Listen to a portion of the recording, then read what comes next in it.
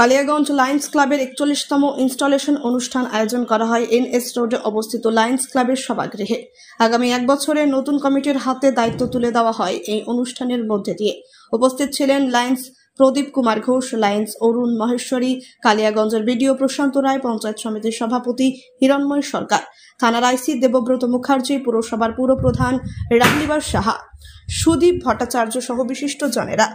আগামী এক বছরের নতুন সম্পাদকের দায়িত্ব পান জয়ন্ত সাহা ও সভাপতি হন সুখেন্দু সরকার। লায়ন্স ক্লাব বিভিন্ন সময় সামাজিক কাজ করে থাকে, সেই কারণে যাতে আরও বেশি করে সামাজিক কাজে এগিয়ে আসে তাই নতুন কমিটি উপস্থিত বক্তারা বক্তব্যে তুলে ধরেন।